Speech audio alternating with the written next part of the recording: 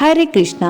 नमस्कार दोस्तों, आज हम जानेंगे कि देवशयनी एकादशी के उपवास में क्या खाना चाहिए और क्या नहीं खाना चाहिए, किस तरीके से हमारा व्रत जो है पूर्ण होगा और भगवान विष्णु माता लक्ष्मी का आशीर्वाद हम पे सदा बना रहेगा। तो आइए इस वीडियो को अंत तक देखिए और सही जानकारी प्राप्त करके सही नियम से व्रत का पालन करके आप अपने व्रत को पूर्ण करिए और अपनी मनोकामनाओं को पूर्ण करिए। तो आइए आज जानेंगे देवशयनी एकादशी का व्रत के नियम। देवशयनी एकादशी का व्रत भगवान विष्णु को समर्पित होता है और इस दिन से भगवान विष्णु 4 महीने के लिए योग निद्रा में चले जाते हैं। यह चातुर्मास की शुरुआत का प्रतीक है। इस व्रत को सही विधि और नियमों के साथ पूरा करना बहुत महत्वपूर्ण माना जाता है। देवशयनी एकादशी का उपवास हिंदू धर्म में एक महत्वपूर्ण और पवित्र व्रत है जो भगवान विष्णु को समर्पित है। यह व्रत चातुर्मास की शुरुआत का प्रतीक है और इस अवधि में कोई शुभ कार्य जैसे विवाह, गृह प्रवेश आदि नहीं किए जाते हैं।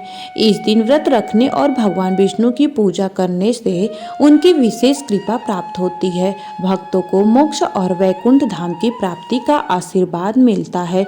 मान्यता है कि एकादशी का व्रत रखने से जाने अनजाने में हुए पापों का नाश होता है। सच्चे मन से व्रत और पूजा करने से सभी मनोकामनाएं पूर्ण होती हैं। आषाढ़ माह के शुक्ल पक्ष की एकादशी तिथि 5 जुलाई को शाम 6:58 पर शुरू होगी और 6 जुलाई को शाम 9:14 पर समाप्त होगी। सनातन धर्म में उदया तिथि मान्य है। इसके आधार पर 6 जुलाई को देवशयनी एकादशी मनाई जाएगी। देवशयनी एकादशी व्रत में क्या खाना चाहिए, आइए इस बारे में बात करें। एकादशी का व्रत फलाहार व्रत होता है जिसमें अनाज का सेवन वर्जित होता है। उपवास के दौरान सभी प्रकार के फल खाए जा सकते हैं जैसे सेब, केला, अंगूर, संतरा, अनार, पपीता, आम आदि। दूध, दही, पनीर, छाछ, मट्ठा, घी का सेवन कर सकते हैं। आलू, शकरकंद, गाजर, मूली, अरबी जैसे जड़ वाली सब्जियों से परहेज किया जाता है। ध्यान रखिए दोस्तों कि इस व्रत में आलू, शकरकंद, गाजर, मूली, अरबी न खाएं।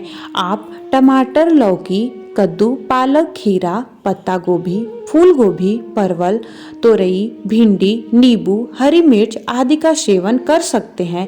इन अनाजों का प्रयोग व्रत के दौरान किया जाता है। आप इनसे बनी रोटियां, पूड़ियां, चीला, खिचड़ी या खीर खा सकते हैं। बादाम, अखरोट, काजू, किशमिश, मखाने, मूंगफली आदि का भी सेवन कर सकते हैं। अब ध्यान दें कि इस व्रत में हमें क्या नहीं खाना चाहिए। एकादशी के व्रत में कुछ चीज़ों का सेवन बिल्कुल भी वर्जित होता है। चावल, गेहूं, जौ, दालें जैसे कि दाल में मूंग, चना, अरहर, उड़द आदि की, बाजरा, मक्का, सूजी, बेसन आदि सभी प्रकार के अनाज और दालें वर्जित है। सामान्य आयोडीन नमक का प्रयोग न करें, केवल सेंधा नमक का उपयोग करें। प्याज और लहसुन तामसिक भोजन माने जाते हैं और इनका सेवन वर्जित है। मांस, मछली, अंडे, मांसाहारी भोजन पूर्णतः वर्जित है। किसी भी प्रकार के नशे का सेवन भी वर्जित है। हल्दी, धनिया पाउडर, लाल मिर्च पाउडर, हींग, राई, जीरा और गरम मसाला आदि का प्रयोग न करें। हरी मिर्च, अदरक और काली मिर्च का प्रयोग कर सकते हैं। एकादशी के एक दिन पहले यानी दशमी की रात को सात्विक भोजन करें और ब्रह्मचर्य का पालन करें। सुबह ब्रह्म मुहूर्त में उठकर स्नान करें और स्वच्छ वस्त्र पहने भगवान विष्णु के सामने व्रत का संकल्प ले कि आप पूरी निष्ठा के साथ व्रत का पालन करेंगे।